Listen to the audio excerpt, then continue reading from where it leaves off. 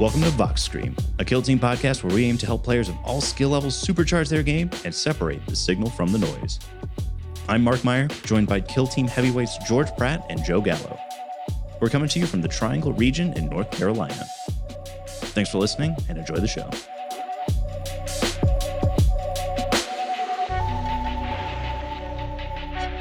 All right, y'all, welcome back to another episode of Vox Stream. We have ditched Mark French, and we just have George and Joe on the call with me today. What's going on, guys? What's up, what's up? I just finished my chocolate milk. Hello. Welcome to the new era, folks. October, and almost. A new era, indeed. So we got all the stuff coming out about third edition. I don't know about you guys. George, you obviously had better things to do yesterday, but I spent just so much time yesterday looking at all of it and like just chatting with people on Discord about it. I'm super excited. What's just off the cuff, just like initial thoughts from you guys? Seems pretty good. Seems like it's gonna not destroy what we've got. It's it's building upon the current game as it is, which is what we want. So yeah, big thumbs up for me. Yeah, man. I'm really excited to see this rebalancing of all the teams. I think we might get a lot of the current issues with the game dealt with. I'm really excited. Oh, the terrain looks fantastic. Dude, Volcus looks so good. And I'm saying even that from a gameplay perspective, it looks really good. And yeah, I'm just super excited. I think it seems like the rumors had it right. This is just going to be a soft reboot with a bunch of cool new stuff.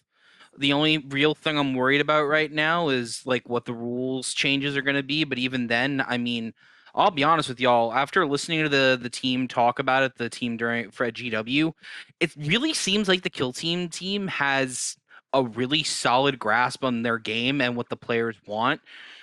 Which is not something I thought I would ever say about something from GW, to be honest. But here we are. They've been killing it with decisions lately, and I really think this is going to be a massive success. And I think particularly the new co-op and solo modes are going to be great for people to get into the game, and potentially even like expand the competitive scene.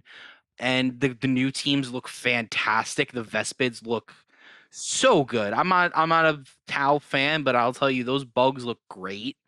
Oh yeah. Even the Aquilons look very solid. As lately the Imperium stuff being released on the 40k side has not been looking great. So I'm really glad the Aquilons look very solid. And yeah, I'm really excited. I wish it was October already in some ways. Joe, what would you say is like the number one thing that you were most excited about watching the live stream yesterday? I'm most excited about specifically whatever this level of verticality that's being added, particularly the rules for the Tempestus Scions. The drop rules seem really interesting, and also the Vespid balancing of like their glass cannons, but like they all have fly, and they're like you have to like mind control them, which is a very unique mechanic we haven't gotten in Kill Team yet. So honestly, your dudes can't do mission actions unless you spend resources to do mission actions. Yeah, it's super fascinating, the two new teams. So honestly, the two new teams, along with the rules changes, are what I'm most excited about. Yeah. What about you, George? I think the thing I'm most excited about is new missions and the new scouting options. So they showed off the kill count mission or whatever. Kill op. Kill op. That seems pretty fun. And then there's the scouting options, the ones we have, fortify, recon, and I think infiltrate or whatever. Dash, barricade, flip and order. It looks like they switched it to, I think, still equivalent of a dash, but I'm not entirely certain how that works. You just get a reposition action, whatever that means, and then or another piece of equipment. Sure. And that's the other thing. You were getting universal equipment, which is actually fantastic, and something I don't think anybody's talked about. It's like something on the side we've like maybe discussed of like some teams' equipment just sucks and they don't really have equipment to take. That's good. So I think this is a really good way to solve that for some teams where their equipment is just not great. Yeah. Oh, absolutely. I was going to say that that was the thing that from the live stream yesterday that got me the most pumped was the universal equipment. I really like that it's got like, the plastic sprue for it. So it's going to have physical purchase in the kill zone. I think that's really neat and it'll be fun to paint it up, do it your own way, right? I'm also obviously really excited about how this is going to affect the teams, right? There's plenty to speculate on. It's obvious that, there's the heavy barricades and the barbed wire, but there's like this computer that, maybe that gives out an extra APL. Maybe that's just like a once per game comms action. We can kind of assume about like the grenades that we saw, probably frag, crack, stun, and smoke.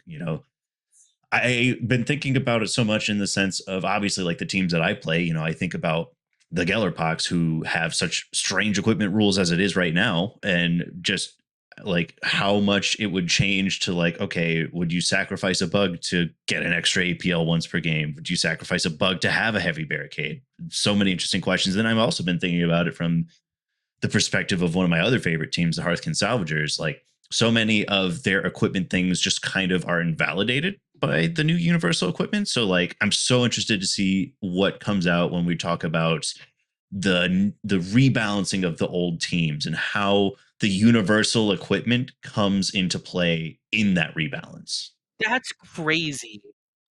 There's so many teams they had to rebalance, guys. Like let's be honest, the compendium is probably just straight up out, if I had to guess.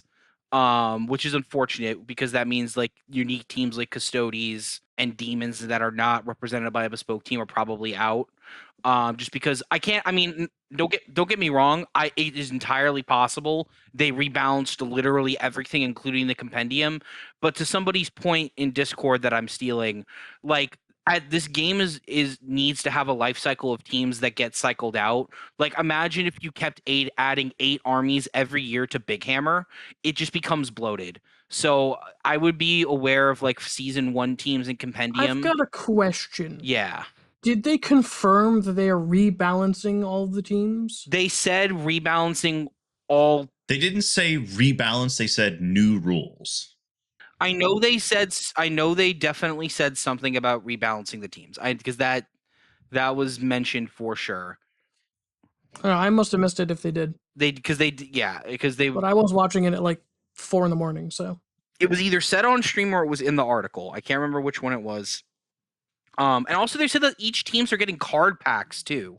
Yeah, that's how they're gonna do free PDFs for all the teams, and then they're gonna sell card packs for them. Right, but even just that concept by itself, like let's say we cut out the compendium, that's still like 30 plus teams that they're potentially printing card packs for. Well, okay, let's take out the newer teams because they already have cards of their own. So let's say that's 25 teams they're potentially printing out card packs for.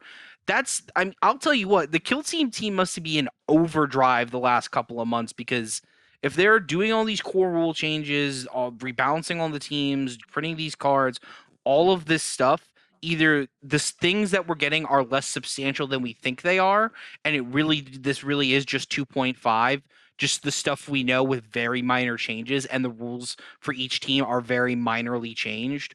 Or this is going to be like one of the biggest like efforts I've seen out of a GW team for a game that's already very solid.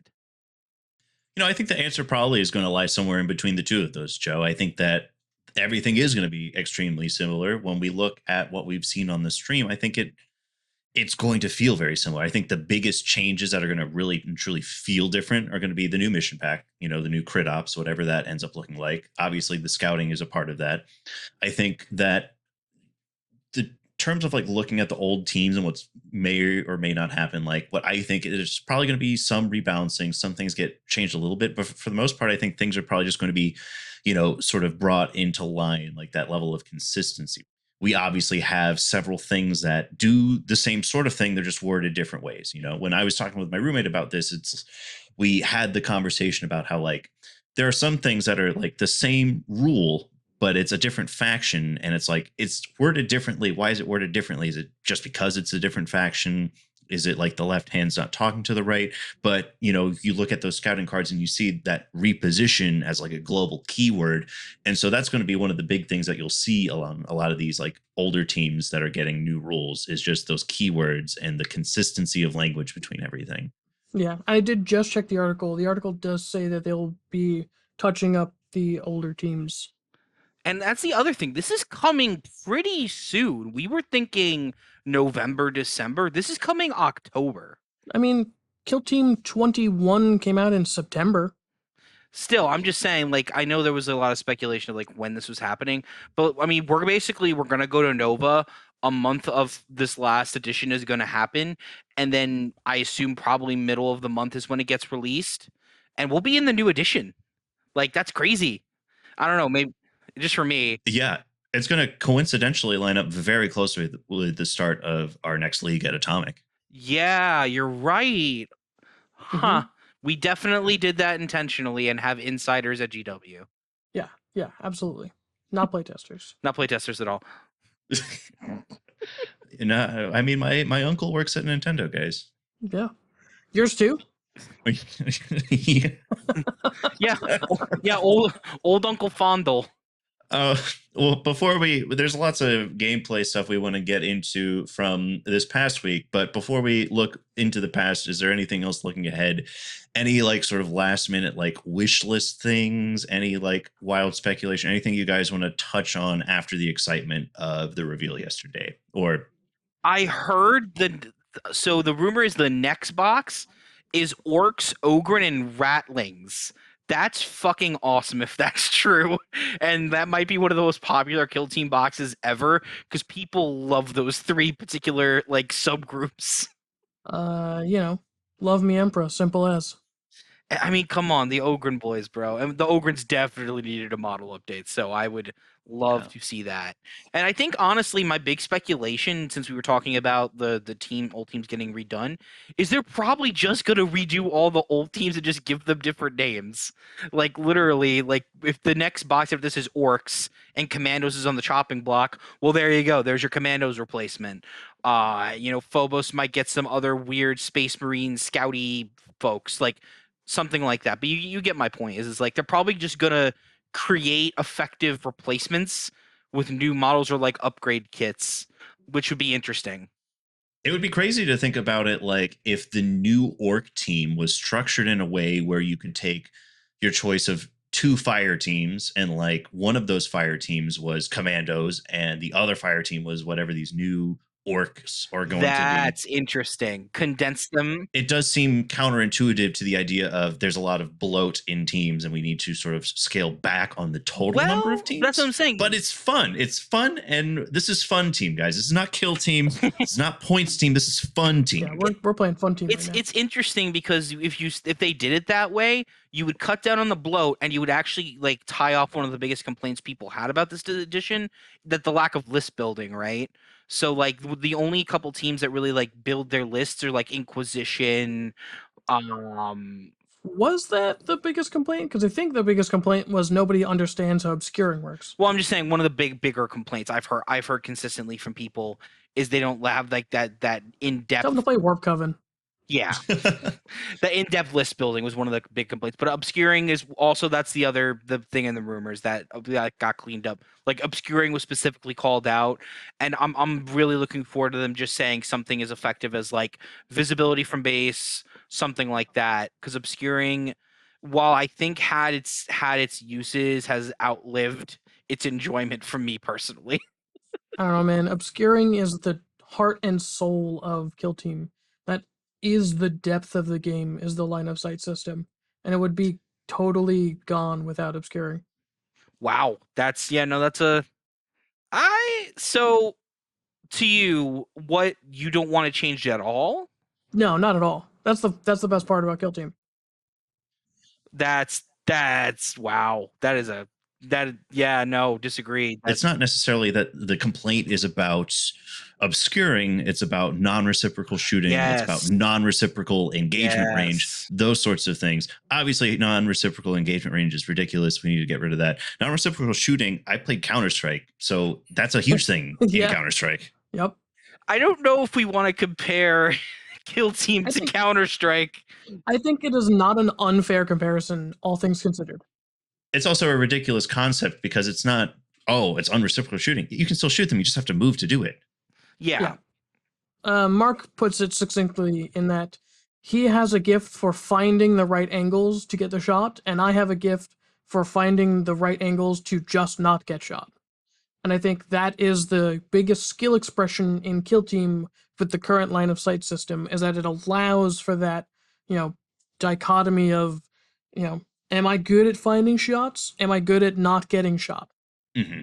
So let's say obscuring goes away in its entirety. I don't think that's going to be the case, but let's say that it does. Where does that leave you, George? I mean, that makes the game way more killy. Like there's less ways to be safe, and so the games are going to be sticking to cover, and then out in the open. Like those are your two options. It's going to make shooting teams the de facto strongest choice. Yeah, absolutely. So like I said, I don't think it's going to be completely removed. I think it's just going to be cleaned up. And I do think there's a good chance I think non-reciprocal shooting goes away, but I don't think we're going to lose obscuring in its entirety. Yeah, I think the easiest way to do it is kind of like you were saying, just make it so that it's like base visibility instead of like that tiny piece of your elbow or your backpack sticking off of your model. Yeah, I mean, visibility, I think, is the thing in line of sight that needs the most work. Because Agreed. I don't think you should be penalized for making something cool. Exactly, 100%. 100%. Yeah, and I don't think obscuring is the problem. The cover is not the problem. It's visibility that's the problem. Yeah, well, like I said, I legitimately trust the team, honestly, because they've made very few mistakes in my eyes. Yeah, and you've said it yourself that like game balance currently as it stands is very close to like really, really good. Yes, and I think they know that, and I think they just are going to do very little changes. And like I said, I'm legitimately hyped for the co-op and solo modes, like a lot more than I probably should be. Yeah. Okay, my last question on the new edition talk, and this is for George. I feel like I would know your answer, Joe, which is why I'm not asking you. But George, as somebody who plays or has played basically every team, which team are you most excited to see new rules for? I don't know, man. Probably Legionary, if I had to just a shot in the dark. Mark, you actually don't know my answer to this question. I mean, yada yada elites, or No. who would it be? Who would it be? Hand of the Archon. Oh, yeah, that would be Really? a fun one. Yeah. Yes, I loved playing Hand of the Archon. They were so much fun. They are very, very much in my play style, and they need very minor adjustments. And for example, if there's a universal CP or not CP, APL rule, that would solve their problems, especially on Into the Dark. I don't know what mine would be. It would. I'll say Vet Guard. Vet Guard. I love Vet Guard. It's the first team from KT 2021. So let's see how they come out of all of this. Also, Custodes. I definitely want to see how they do Custodes if they do them. Custodes should have 4 APL back. 100%. Not even a question. We tested this. Yeah. Well, I am absolutely off the wall. So excited for the new edition. But there is still lots of Kill Team to play in the meantime. Nova! All three of us are getting ready for Nova, lots of Nova prep, team tournament prep, GT prep. And in the spirit of prep, George, you were at the Victory Comics Kill Team tournament this past weekend. And in your quest for tournament prep, you actually won the tournament. Yeah. It was a fun time. It's put on by Dave Extreme, David Eli, and he did a great job. Super fun. It was a pretty small tournament. There was 12 signups and 3 drops, so it ended up being 9 players. But it was only 3 rounds, so, that was probably what it was going to really end up being anyway. But yeah, for a few of those the people there were prepping for Nova as well. So it was not a cakewalk. Do you want to walk us through some of your games, some of like the critical moments, any like huge lessons you learned along the way? Yeah.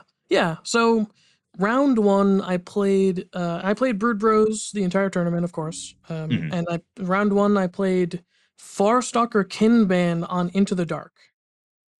And that is in my favor, but we played it on the corner deploy Into the Dark map from LVO.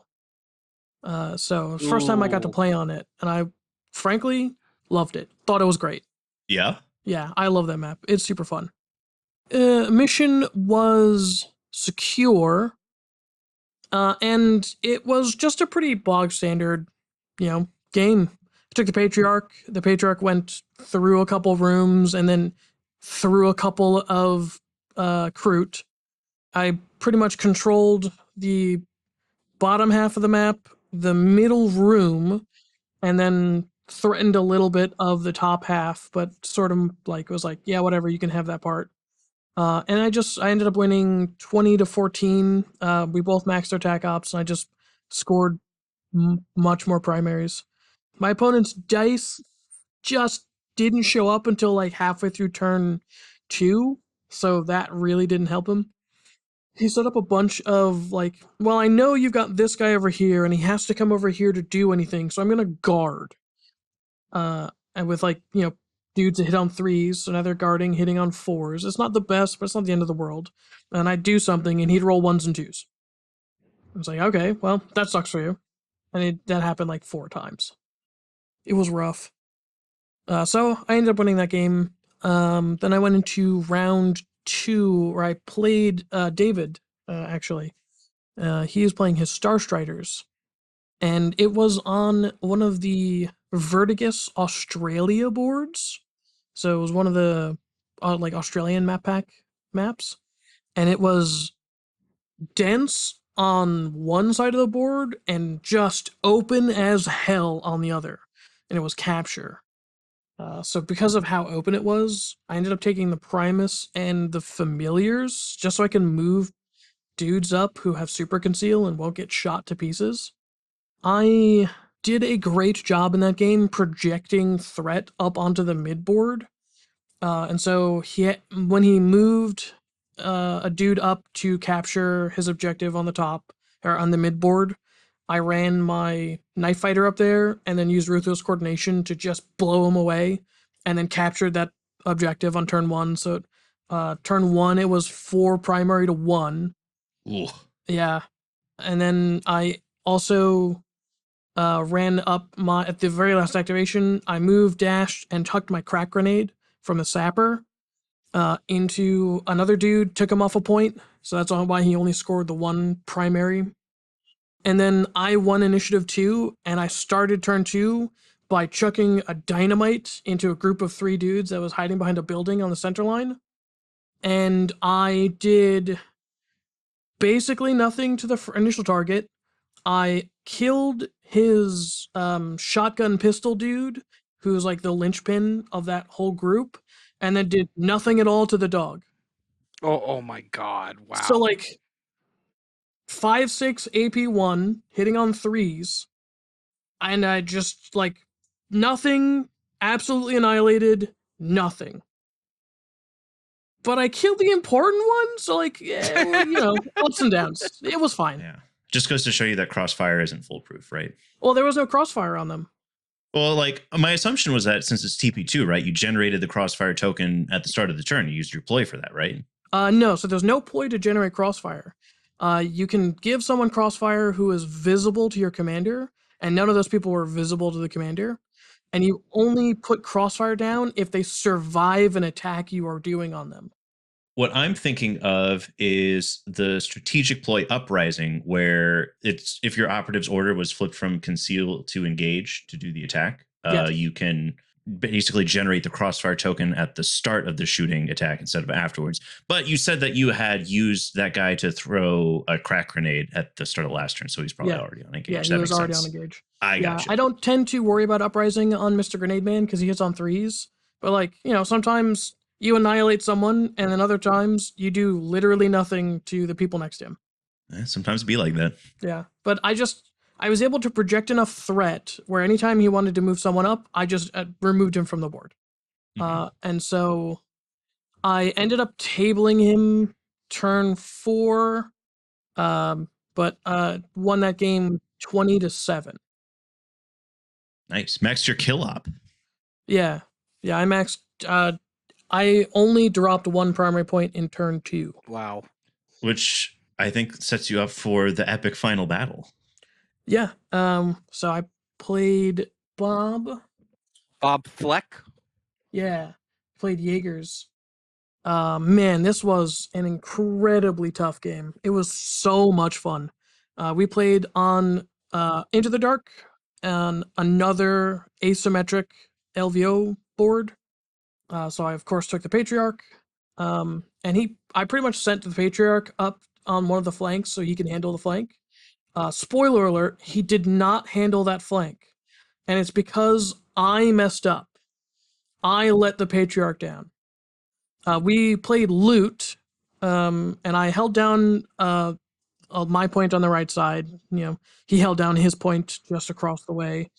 There's a central point that sort of came under conflict at turn 2, but the bloodshed started happening in turn 3. But it was pretty fine. Tough Survivalist is an interesting ploy. I think they are just durable enough where, for the most part, I'm not going to kill a Jaeger in one attack anyway, so I don't think it's particularly useful into Brood Brothers. So what won me the game in the end was, since it was loot, he was able to loot my objective.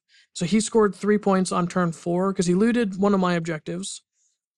He looted his left side objective, and I was able to fight a dude in the center and then charge out with my icon bearer onto his middle objective, and that prevented him from looting that.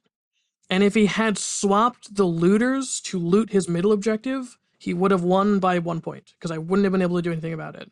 But I was able to get to that objective, prevent him from looting it, and then loot it myself, keeping parity and primaries on that turn. So that is what ultimately lost him the game, was that activation order change. But what really made it tight was it just lost my mind with the Patriarch. And for some reason, I had my Patriarch behind a door, and he ran up his bombast and shot him 2 inches. I shunted it over to the veteran. Veteran takes 3 wounds. It was incredible. So normally, you would think, okay, time to just rip and tear that room apart. Which is what I thought, which was wrong. What I did do was flip to engage to hatchway fight, because I thought you needed to do that. You don't. So I hatchway fought on engage. I ate an overwatch from a shotgun, which hurt a lot. I took 13 points of damage for no reason.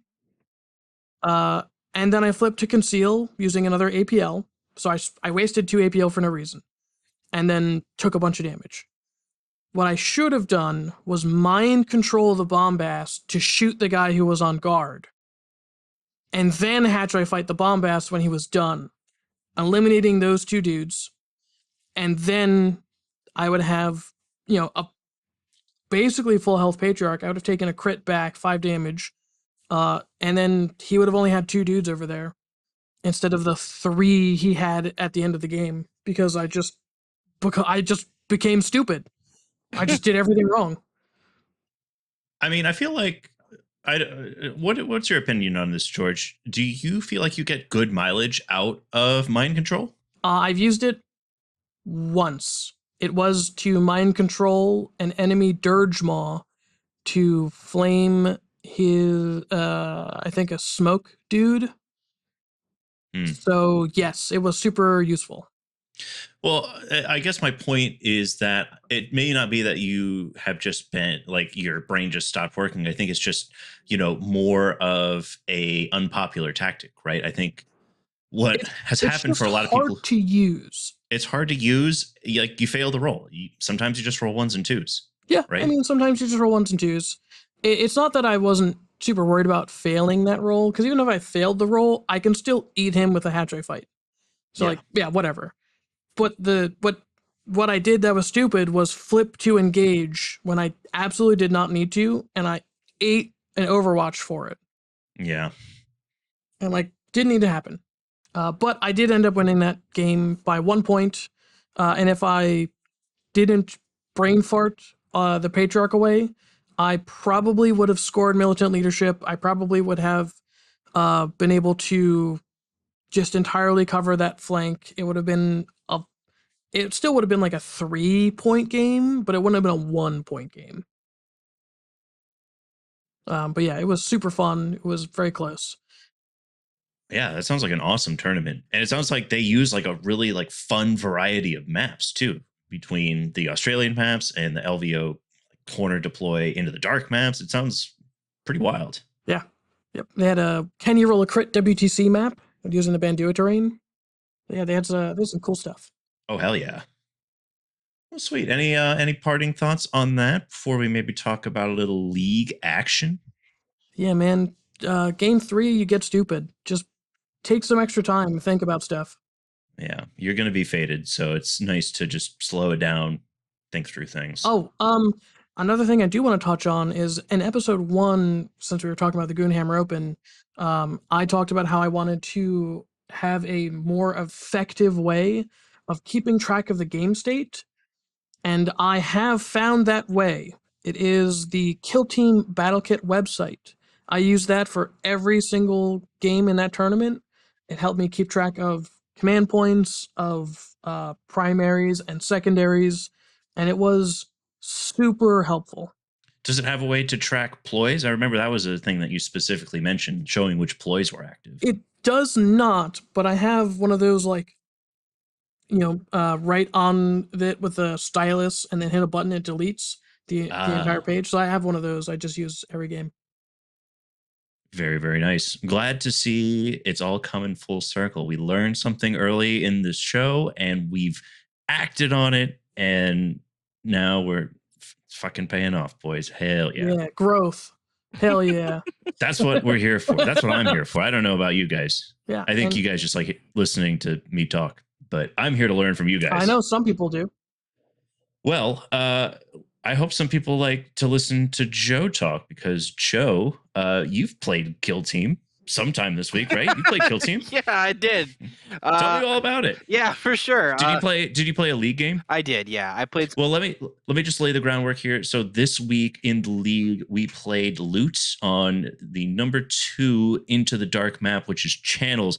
And speaking of throwback, if you listen to, I think it was episode 3 when we recapped our first Into the Dark game of this league, we mentioned how much that map was terrible. And I asked if it was the worst Into the Dark map. No, the one that we played on this week was the one that you both unanimously said is the worst Into the Dark map. It's just a giant open room in the middle.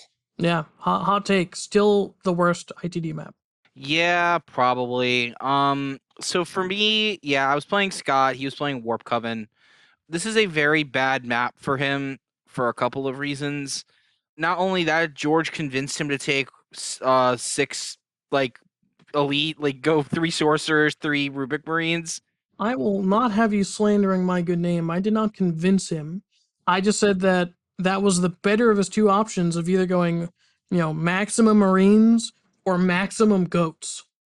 Yeah, well, either way, I'm not sure if it was the right choice overall. It was certainly an interesting choice, and we played a very weird game of Kill Team that was like very. It was just the strangest game of Kill Team I've played in a very long time, and basically, Phobos did Phobos things, opened doors, took a lot of shots, a lot of my dice pretty much were fine the whole game except for 2 key things that ended up happening, but I ended up winning 15 to 20. I took Seek and Destroy. I did Robin Ransack route and the faction tack op where you got to control the objective. And I did good. I basically he kept going on guard with guys, and that was fine. I just kept doing non-reciprocal shooting in that room. And eventually I was able to pierce his armor on some of the rubrics. I mean, them saving on 2s was really annoying, but other than that, I was able to get in some effective work with an incursor. As Scott discovered in that game, Stealth Assault is not just for Reavers, it is for the entire team, which is really good when your combat blades are 3/5, and you happen to get lucky and roll 1 crit. That's 8 damage to a sorcerer's face before anything else happens. And then I just killed a sorcerer outright, which was great. We played a stupid little game on the left side where, ooh, I shot a guy, he went on guard, I was able to drop a smoke grenade, and when he wasn't able to shoot me back, I went initiative. Basically took complete control of that side of the board with my Reaver Sergeant and got my Robin Ransack points. And yeah, it was just playing the game of like, can I kill all the sorcerers before he does his thing? He scored a lot more points than I probably should have allowed him to. I kind of collapsed myself on one side when I didn't really necessarily need to. And in the attempt to take it back, when I took 2 shots at a sorcerer that should have died, he didn't. So that kind of allowed him to get 3 points where he would not have gotten them otherwise. But either way, it was a fun game with one of my favorite people to play with, Scott. And yeah, it was a very weird game. Very odd game. He told me a little bit about that game because I saw Scott at Atomic yesterday while I was playing a makeup league game. He specifically mentioned the play where you were taking a shot, throw down the smoke grenade, nothing he can do in response, but get shot at again. Yeah, it's great. I love the fact that I can just drop smoke on myself and shoot through it. It is one of my favorite things to do with Phobos because you literally can't respond to it. Yeah, it's a very good technique, and it's one of the few ways that you're able to protect yourself as Phobos. It's part of the reasons why I'm picking Phobos over Nemesis Claw. Which is, I think, interesting for this game in that Channels is a really shitty map and requires teams to move dash up to those doors on the left and the far left and far right side have doors on the center line. And so in order to get up to them, you need to move dash and then open it. And so most teams can't do that, except Phobos, when they pop Vanguard, can move to it, open the door, For and free. shoot. For free. Twice. Very important. They could do it for free. Yeah, so pop Vanguard, pop Ultra Discipline, open that door, kill 2 enemy models. Scott did something interesting though. He took and so he didn't take a barricade in the middle room, which I thought was insane. But he used the heavy door on the left side for cover. Yeah, I told him to do that. I was like, that's stupid, and that's why I really hope visibility is drawn from the base from here on, because that. Anyways, well, your cover is drawn from the base, so that's not going to change. No, I know, but I'm just saying it's the fact you just hide the door being covered is just a weird. It's one of those weird discussions of like, when is the door relevant, when is the door not relevant. See, I really like that. That feels like an action movie, taking shots while hiding behind a door. Yeah, is door open? It is cover. It just is cover in the way that it lies. Yeah, I mean, fair enough. And then next week I'm playing Mr. Zach with his cops. Oh hell yeah, that's going to be a fun game. So this week I played 3 games in the last 4 days. 2 of them were league games, one of them a makeup. So I played this week's league game. I played it Wednesday in the early afternoon with Trevor. It was on that ITD map Channels we just talked about, and it was a pretty quick and brutal victory for me. I got initiative in Turning Point 2. Turning Point 1 was a lot of staging. He took the Mind Layer and the Saboteur and basically used them to effectively secure both of those flank rooms on his side of the board, which I think was a really good use of the mines and such. I did, however, find it a little bit curious the way that he had units positioned in the center room. George, before that game, you had I came to this idea independently, but you had also mentioned it, so I wanted to give you credit here as well. The idea of just, as Gellerpox, it being so important to sort of control those flanks on the side. The way that my models were positioned was on the right side. I think it was the Flesh Screamer and Volgrar positioned at one of each of those doors. On the left side, the Bloat Spawn was at the door, and then the Lumberghast was kind of held back a little bit, mostly to probably play into the flank room if I needed to, but also just in an unsure position, more or less. But once I got initiative, I was able to basically kill a Marine with each of my first 2 activations. I think Barge was pretty important there because Barge is an extremely good ability. What he did was he used Omni Scramble on the Bloat Spawn, which was a good thing because I was in a position to double charge. So he blocked that activation. I ran in with the Flesh Screamer and had to use a fight twice to get a kill, but held somebody else up in combat. He fell back with that operative who was locked in combat and then shot at the Flesh Screamer. I then used Barge on the Lumberghast to charge over the Bloat Spawn and into his leader, and managed to get a kill there. To Trevor's credit, I rolled really well. He rolled really poorly. He rolled a lot of 1s and 2s on some Phobos attacks, and that just feels really, really bad. He got the Flesh Screamer down to 2 wounds, I think, in, I want to say, his first like 2. Yeah. So in his first 2 activations, I think he managed to get the Flesh Screamer down to 2 wounds because he used the operative who fell back, and then he used his comms to do another shot with that operative. I think your opponent cheated then, because the comms can't make an operative do a thing they've already done. Well, it was an Overwatch shot, I think. Either that, or I think actually what happened was, I don't think that's how he did it, because he used the comms to do an Overwatch shot in the first turn, but not in the second turn. I think he just moved his comms back so that he wasn't in immediate danger, and then shot twice with the comms. And then that got the Flesh Screamer down to 2 wounds. But then it took 4 additional shooting attacks, I think, to subsequently kill the Flesh Screamer. From 2 wounds? From 2 wounds. That's brutal. It might have been 3, but it was astounding. Yeah, one dice goes through, kills him. No, like, that's crazy. Yeah, it was unbelievable. Certainly one of those moments where like my dice are rolling really well and I feel kind of guilty for it. I'm like, I feel like he shouldn't be alive. He should be dead. I mean, 5 I feel no pain, man. What are you gonna do? Did he take deadly shots at any point? I don't think so. I think Really, I'm interested. So he took the comms, the mine layer, the saboteur, and what else did he take?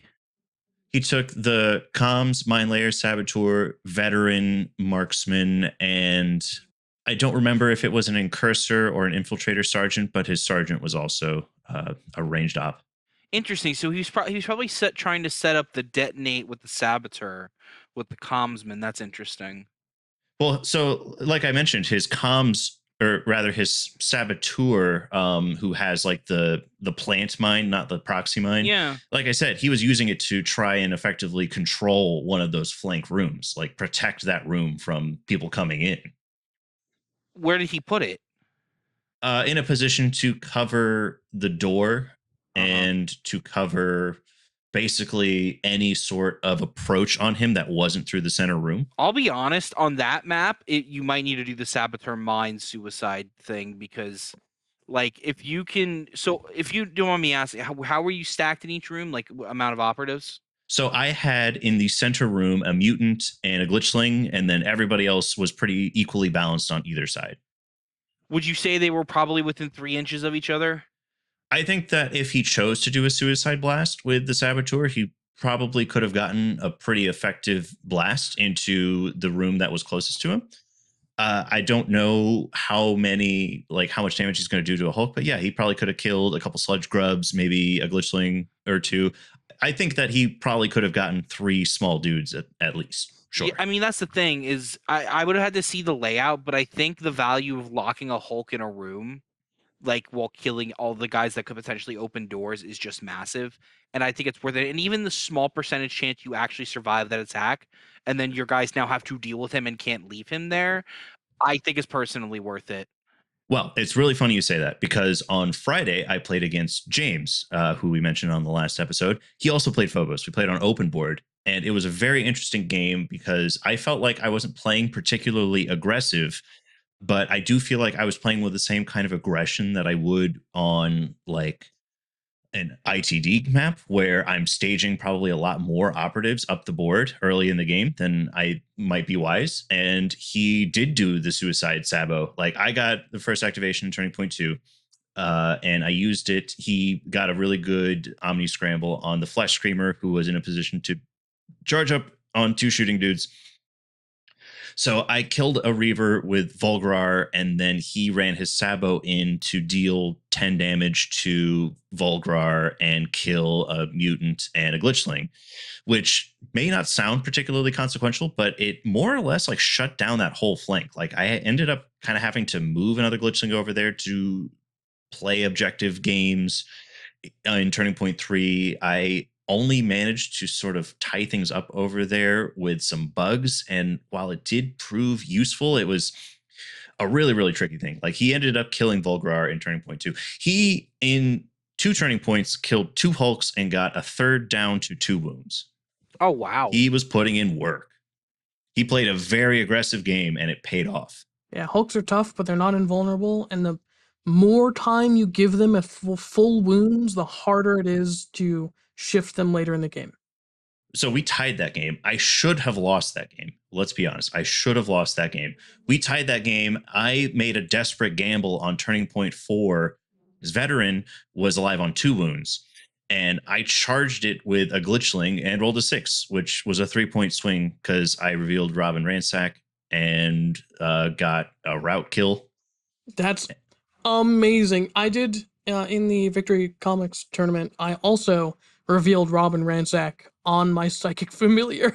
Oh my god! I was like, this feels wrong, but it Robin is. Ransack. It is. That should not happen. I'm sorry. That's so fun. I maxed it. Yeah. Like we thought that he would be able to still win the game and shoot, but he didn't take Vanguard that last turn. He took shoot twice, which I still think was probably the right choice, because if he didn't kill like the Hulk, who was an imminent threat, the one remaining Hulk, if he didn't shoot it and kill it, it was probably going to, like, I would have definitely scored Robin Ransack with him. He would have ran up and been fine. But he played a fantastic game. I want to be sure to give him his roses. And I also want to be sure to give Chris his roses. We played a makeup game yesterday, which was Saturday, and he played Kasrkin, which I feel like is just a really, really tough matchup for Gellerpox on the open board. And let's also give him his roses because his models are absolutely stellar. So that game was pretty tight. I think in response to the game I played on Friday, where I felt like I pushed up a little bit too hard early in the game, I really was kind of hanging back in base to the point where he did get like a pretty good Melta shot off when he won the initiative in Turning Point 2.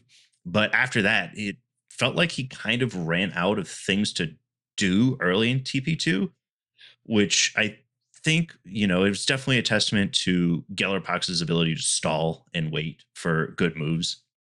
Yeah. And Kasrkin are especially vulnerable to just stalling them out. That's interesting. I hadn't heard that opinion on the team. What makes you say that, George? So Kasrkin are a team of bolters that hit on 4s, but like besides their gunners, they're just bolters that hit on 4s. And so if you can just sort of wait for all of his dudes, especially the guy who's like, no obscuring, gives out 2 APL to people, and then from there, if they don't have a plan for that APL, or if you don't give them useful stuff, like if you retreat from the people with APL, they can sort of just wander around the board with nothing really to do. They can position, but then they don't want to get charged because they're bad in melee. Mm-hmm. And so they sort of want to be able to control space, but they're not very good at controlling space. They're good at clearing people off of space, but they're not good at actually controlling that space. I think that that's largely true. I think that they do have the tools. Obviously, they've got their mine, their Meltamine, which is really strong, but it's one of those things that's strong against almost everybody except for Gellerpox, who can just fly a bug in and proc the mine. Yeah, and the mine dude only has a pistol. He doesn't have a full range gun. The thing that ultimately sealed the game was he didn't do enough on Turning Point 2, and I don't think that's necessarily like he wasn't aggressive enough or anything. I just managed to hang back far enough to not really give him much to do. And I was able to, when I won initiative Turning Point 3, I was able to get a double charge on his sniper and his plasma gunner with the lumberghast, which is just so deadly against 8 wound or less models. Yeah, D3 wounds. Oh, did I roll a 2? all right, I hit you with blessings up, you die, I don't roll dice. I fight twice, I hit you with a dice, I don't bother rolling, I'm gonna get blessings, you die. Yeah, it's so good. Yeah, only needing one hit and then not even needing to roll necessarily to get that hit is insane. But I mean, it was tight down the end. It was certainly a matter of I was not in a very good position to score objectives at the end of the game because I think he ultimately killed a lot of my Hulks too in Turning Point 3 when everybody was kind of finally out and on the board. Oh, but it was a fun and exciting game, and he's a fantastic dude, great sportsman. Love playing against Chris. Yeah, my makeup game is against Chris. Hell yeah! Is that on? That's on the ITD map. Yes, it's gonna be on fucking channels. Which, oh god damn, I'm so glad they can't reposition on turn 1, because that would just be brutal for me. Well, speaking of brutal, we've got a brutal matchup next week between you and me. We're scheduled to play our league game next week. Hell yeah, we are. It's going to be really fun. Some Gellerpox versus Brood Brothers Slaughter, and it's on corner deploy, so we're both dreading that. Me more than George, but man, it's going to be fun. A true test of skill. Yeah, I gotta knock you down from your undefeated. I have to reclaim my title that was taken from me by Nick, who then transferred it to you because you beat him. Mm-hmm. And that's how that works. Don't think about it too hard. Yeah, I'm not going to think about it too hard because for me, it's like you're not like a boogeyman to me anymore because I have beaten you, but I haven't beaten you in league play. And our last league game, it was Hearthkin versus the Felgor Ravagers, and I got the shit kicked out of me that game. Felgor real good. I play melee teams, so it's funny. I remember like when they did like the most recent balance for Felgor, people were like, "Oh, like what is they changed this dice ploy? Like what does that do?" And I'm like, it lets you double retain, so you can just block a crit in shooting. It was so good before. Felgor's still real good, even with the nerfs they have. The play of the game in that particular game was I shot a Felgor twice in 2 subsequent shooting attacks where I landed 2 crits because you had a shit ton of grudge tokens. So I shot you, had 2 crits. Oh, this was the fucking Mangler in cover on the Octarius terrain.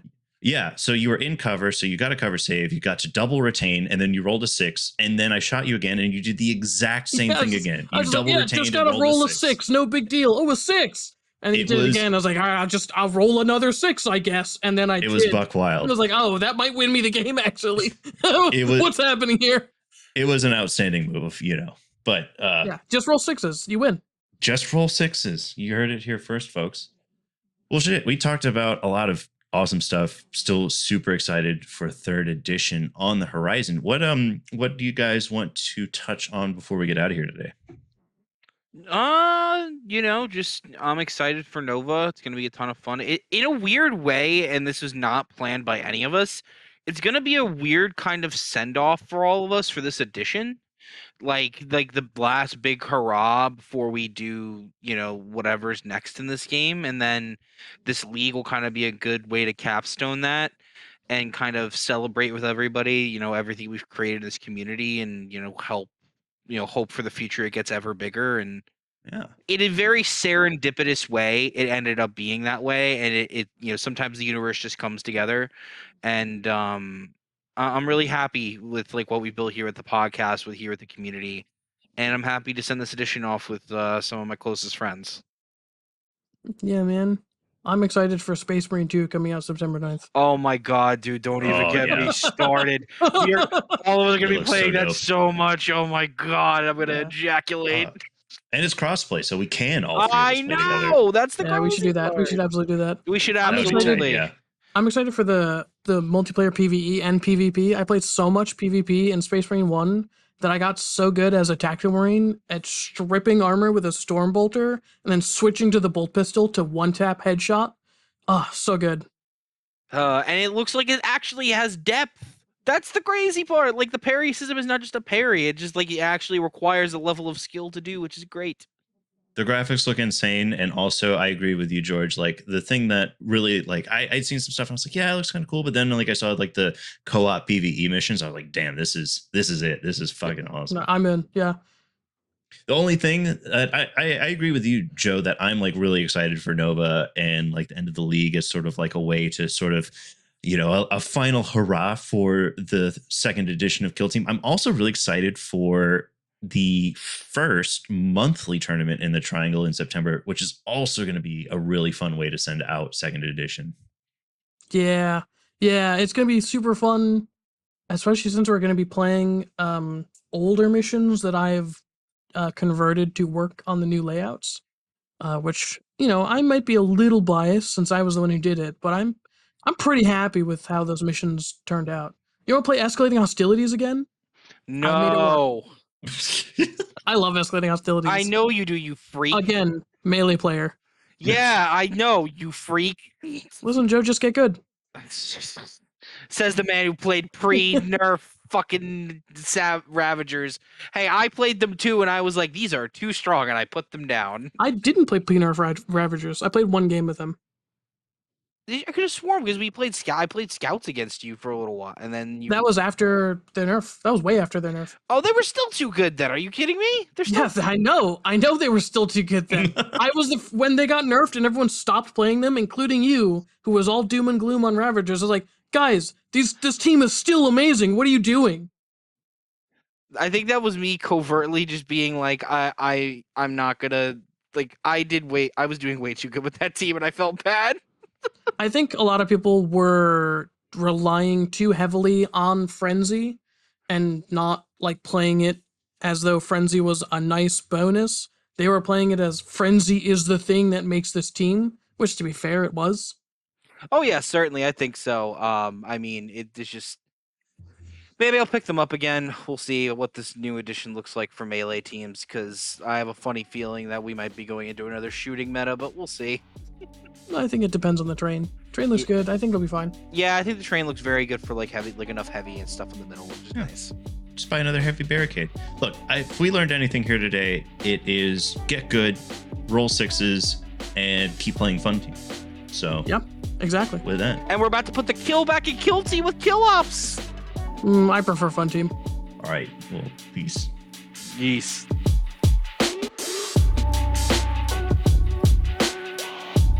We hope you enjoyed this episode of Vox Screen.